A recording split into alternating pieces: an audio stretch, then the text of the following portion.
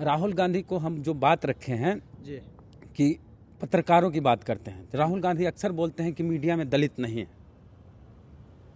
Main stream media में कहीं दलित anchor नहीं है, चैनल के मालिक दलित नहीं है। तो हमारी बात उन तक जो गई है कि इंदिरा गांधी जब इस देश की सूचना प्रसारण मंत्री थी 1965 में, तब 17 अगस्त को 1965 साल Indian institute of mass communication की स्थापना की गई, जो देश का नहीं एशिया का सबसे बड़ा मीडिया इंस्टीट्यूट है, टॉप क्लास इंस्टीट्यूट है, जहाँ से हम पढ़ाई किए।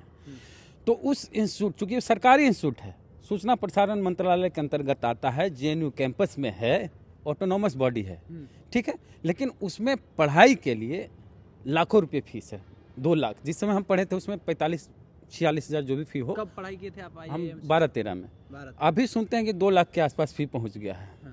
तो अब दलित कैसे पढ़े? और सरकारी इंस्टीट्यूट में 2 लाख 2.5 लाख फी 1 साल के लिए बड़ी बात है। तो राहुल गांधी जी तक यही बात पहुंचाई गई कि इंदिरा गांधी जी ने जब सूचना प्रसारण मंत्री थी तो इंडियन इंस्टीट्यूट की स्थापना की थी, सरकारी इंस्टीट्यूट है, सूचना प्रसारण मंत्रालय के अंतर्गत आता है, जेएनयू कैंपस में। उसमें अगर राहुल गांधी जी की सरकार बनती है तो ये आश्वासन दें कि उसमें दलित पिछड़ों की सब बच्चों की छूट कर दे फी। इतनी महंगी पढ़ाई क्यों? जब जेएनयू में पढ़ाई सस्ती है तो उसी कैंपस में Indian institute of mass communication लाखों रुपये की फी क्यों लगे? रहने की व्यवस्था, हॉस्टल नहीं है, बाहर रहना पड़ता है, हॉस्टल की व्यवस्था हो, तब दलित छात्र, पिछड़े छात्र जाएंगे Indian institute of mass communication में पढ़ेंगे, उसके बाद वहाँ से निकलेंगे तब मीडिया में जाएंगे, मेरी तरह पत्रकार बनेंगे।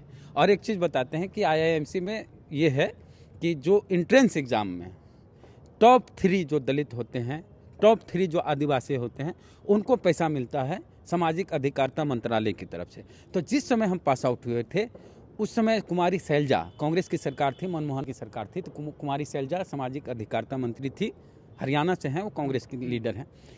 उस समय हमको 97,000 रुपये का चेक मिला था। आप भी टॉप 3 में थे? हाँ, एंट्रेंस एग्जाम में मैं टॉप 3 में था, तो मुझे 97,000 रुपये का चेक मिला था। लेकिन ये चेक तब मिला जब हम वहाँ से परीक्षा पास कर गए। तो अगर वही चेक पहले मिल जाता तो हमारे पढ़ने में बहुत मददगार होता, हमारे रहने में, रूम के रेंट देने में।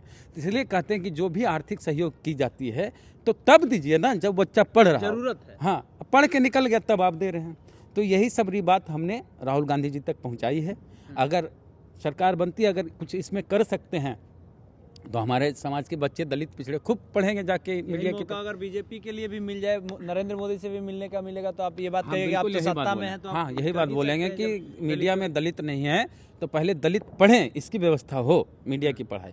बिल्कुल। और इसके लिए आईएमसी में फी एकदम माफ़ की जाए और उल्टे छात्रवृत्ति दी जाए, वहाँ रहने खाने की व्यवस्था की जाए। चलिए, आने वाले समय में पता चलेगा अगर राहुल गांधी देश के प्रधानमंत्री बनते हैं तो हो सकता है, या उनकी सरकार बनती है तो ये काम हो। हाँ, तो उम्मीद करते हैं। और पर्सनली कभी दिल्ली में मिलने की ज़रूरत पड़ी और मिलेंगे, पॉलिसी मेकिंग पर कहीं सुनने में आ रहा है कि दलितों से बात करेंगे, तो अगर हमें उसमें बुलाया जाता है हम जाएंगे तो ये बात फिर से रखेंगे।